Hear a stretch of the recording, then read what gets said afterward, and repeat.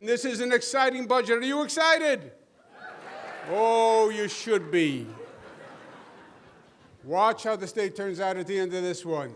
When Governor Andrew Cuomo started his 10th annual budget address in Albany Tuesday, no one knew his plans to fill a projected $6.1 billion deficit. One theory, he'd help bridge the gap by shifting more of the state's Medicaid spending back to counties. That would force them to shoulder a higher cost for the government-run health care program. Others predicted Cuomo would cut services available under Medicaid. But neither happened.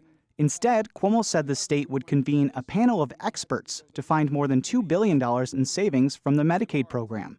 He'd slow the growth of state spending to make up the rest. That, he said, means no cuts to Medicaid or any other state programs. You say deficit, and they say, ooh, you're going to have to cut. No, you're going to have to reduce the rate of growth. And that's exactly what we have done in this budget. But the plan came with a catch. If counties raise property taxes too much, they could be on the hook for a larger part of their Medicaid costs. If counties keep spending tight, they could get an infusion of cash from the state as a sort of reward. It allows us to still pay the entire cost, but it gives them an accountability and financial incentives in how it's run.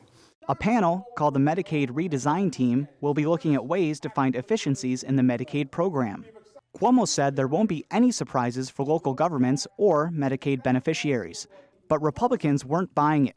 Senate Minority Leader John Flanagan said he's not optimistic that Cuomo's plan will solve the state's fiscal problems. I don't know how you can say there'll be no effect on local governments, no effect on beneficiaries. That means it's got to come from somewhere. That means you're going to decimate hospitals and nursing homes. It's not a zero-sum game. There is going to be somebody who's going to be affected. Cuomo's plan, as proposed, would take a big chunk of the spending problem away from the legislature and hand it to the Medicaid Redesign Team. Senate Majority Leader Andrea Stewart-Cousins, a Democrat from Westchester, said after Cuomo's address that top lawmakers will want to be involved in whatever the state ends up doing with Medicaid. We are all focused on making sure that we continue to meet the health needs of New Yorkers. So it matters how we manage the growth. And of course, the waste, the fraud, the abuse, nobody's interested in having any of that continue. So I'm sure that's got to be a focal point. Aside from Medicaid, the largest spending struggle in the state budget every year involves education, specifically how much to increase funding for the state's schools. Cuomo is proposing a 3% increase in spending on education. That's less than previous years under his administration. He also said the state should come up with a new formula for awarding what's called foundation aid to school districts. The legislature typically shoots high in education spending every year in hopes of landing somewhere higher than Cuomo's proposal. Assembly Speaker Carl Heastie, a Democrat from the Bronx, said they'll do the same this year.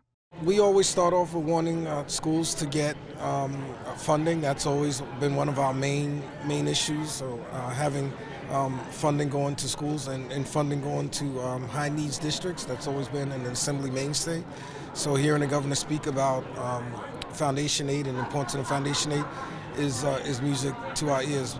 Cuomo also said he'll try again this year to legalize marijuana in New York for adult use. He made the same promise last year, but Democrats in the legislature couldn't agree on a final bill. The conflict is largely over where the money that comes from marijuana sales will go. Many lawmakers think it should be directly invested in communities of color, where the state's drug laws have had a stronger impact than other areas. Heastie said Democrats in the Assembly are united on that front and aren't planning to budge.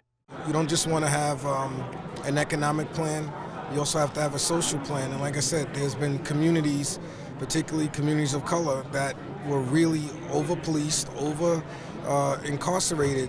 And I think that we don't just have to send an economic message to the state, we have to send a social message that we know that was wrong, and I think we have to make those communities whole.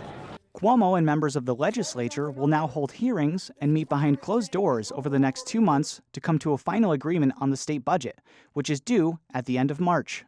That's what government does. And that's what this government does. We make progress happen. And people know it. And we do it together, and we're going to do it again this year. Thank you, and God bless you.